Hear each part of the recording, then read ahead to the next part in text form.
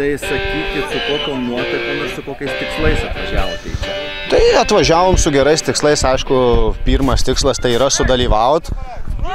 Aš galvoju, didelis darbas jau padarytas, kad jau mes komandą surinkom, turim žaidžiančių ir merginų, ir vyrų savivaldybei. Tai vienas darbas jau padarytas, tai tiesiog norim gerai praleisti laiką, ir aišku, tikslus keliam, taip nenorim girtis, bet tikimės, kad pusfinalį tikrai praeisim, o finale matom stiprus priešininkas laukia, bet aš galvoju, viskas bus gerai. Tai nuotaikos geros. Nuotaikos geros ir manau, kad rezultatas bus tikrai, kad ir koks jis bebūtų, jis bus geras. Kaip matote, atvykom su pačia geriausia savivaldybės komanda. Ir tikslai du - sudalyvauti, tai yra pirmoje vietoje, o laimėti tai toks tikslas, žinot, aišku gerai būtų, kad laimėtume, linksmiau grįžti. Mes svarbiausia dalyvauti, labai smagu su kolegom ir dar plus vaikai mūsų atvažiavę, tai labai tikrai smagu. Mes jums parodysim su kokiom nuotaikom. Kas laimės? Alytaus rajonas! O su kokiais tikslais? O tikslai? Kas laimės? Nugalėt? Auksas? Taip, nuotaikos yra labai geros, o tikslai yra draugiški, sakykime, pasibendrauti, pasibūti, pasikalbėti su kaiminių savivaldybių sportininkais. Tai pats, manau, pats geriausias yra dalykas šiandieną padaryti čia, šitam stadione. Sportinis tikslas?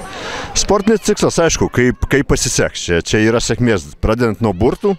Papuolė, aišku, susistipriausia komanda turi būti mums sužaisti pirmiems, bet čia nesminiai dalykai. Esminis dalykas bendrystė ir pasibuvimas, pasibendravimas kartu. Prieš kiek laiko ir kaip kilo tokia idėja suorganizuoti šitą renginį? Šitą idėją kilo pakankamai jau senokai. Dar 2016 metais pabendravęs su žmonėmis galvoju, ką šiandien padaryti taip, kad mūsų politikai parodytų, ar jie gali užsiimti sveikatingumą ir parodyti vaikams, kad, žiūrėk, politikai sportuoja, tai reikia į vaikai, kas sportuotų. Ir 2016 metais buvo tik dvi savivaldybės, Prienų ir Birštono. Čia pirmas buvo toks noras, ir ką. Po to buvo antras, trečias, ketvirtas, paskui buvo tyla, todėl kad buvo covidas, ir dabar jau 5. turnyras, bet šiemet tokia kila idėja, kad, galvoju, 2 savivaldybės kaip tai per mažai, reikia dar 2. Tai pagalvoju, kad reikia Kaišiadorių rajoną ir Alytaus rajoną, kaimynaigi, ribuojasi su viena savivaldybė, su kita savivaldybė. Ir ką, nuvažiavau pas merus, pakalbėjau, jie sutiko, ir štai, prašau, vyksta varžybos. Koks tikslas šito turnyro?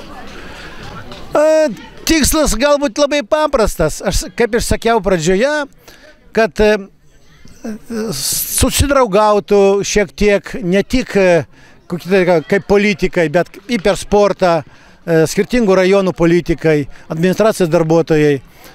Plus būtų pavyzdys, kad jie taip pat sportuoja, sveikatingumu užsiima. Galbūt tai tokie buvo pagrindinės idėjas.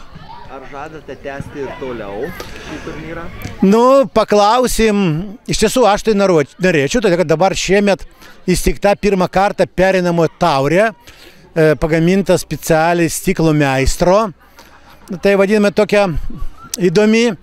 Tai jinai bus perima, tai aš galvočiau, kad bus. Bet ar po turnyro pakalbėsim po uždarimo dar su komandomis, ar jie norės. Bet aš manau, kad kiek jėgos leis, kiek dievulis leis jėgų, tai tiksliai stengsimės daryti. Ar turite pagalbininkų rėmėjų šitam turnyrui? Be rėmėjų nieko nebūtų. Mano rėmėjai, čia.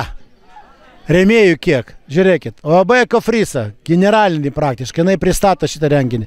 OAB Smėdas, OAB Marlukas ir tarybos nariai. Arūnas Vaidagas, Ervinas Marčiulionis į Prienų OAB, Prienų butų ūkis. Partneriai, Nemajūnų dienos centras į Birštono sporto centras. Ir čia dar yra Royal Spa rezidencija, Audenis, Daugiauniai sportas, Birštono PSPC ir Diana Kapučenė. A idėja tik krašto vitrinas. Komandas veiks. Valio!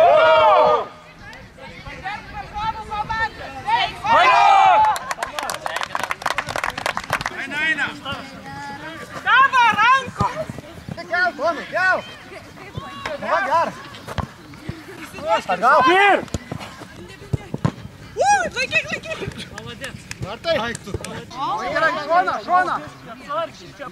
Eikit Rainbow kliuką kažkas.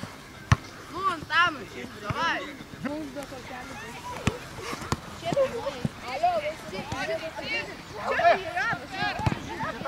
Jauniau pasižiūrėk dešinė. Domai, o kur man gytų štangį?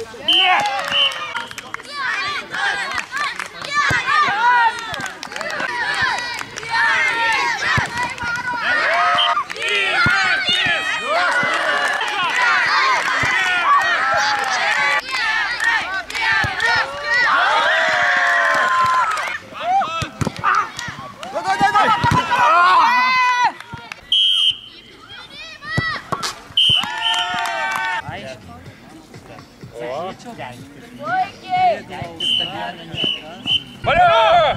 Ir kai Šedoris. 3 kartų. Valiu! Valiu! Valiu!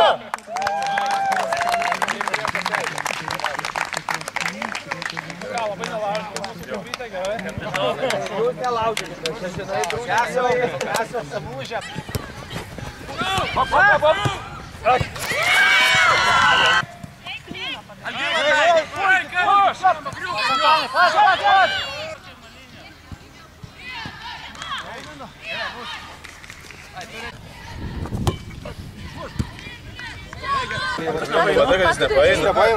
O ką tu darei? Čiurną, koja. Čiurna ar kas? Koja kažkas užkabino. Čiurna. Jaukia koja.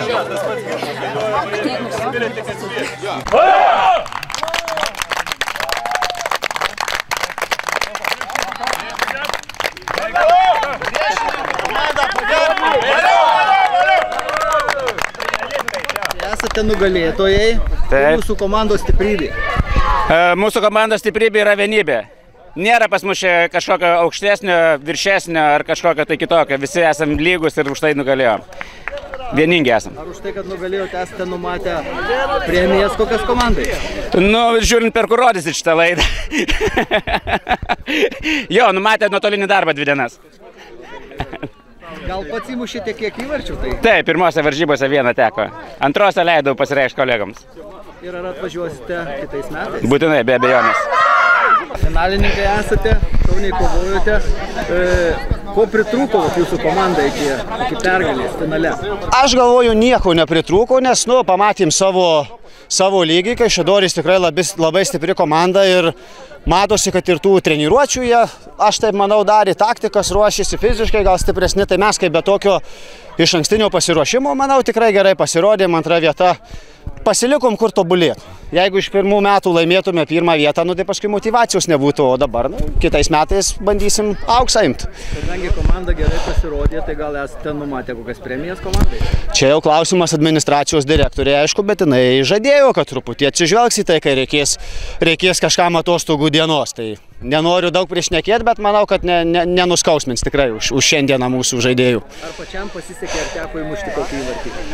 Kaip čia nesinori girtis labai pirmose 4 šitose, kadangi 5-0, tai gerai palakstėm bent jau. Tai dabar klausimas paskutinis, ar kitais metais dalyvausim? Aišku, dalyvausim.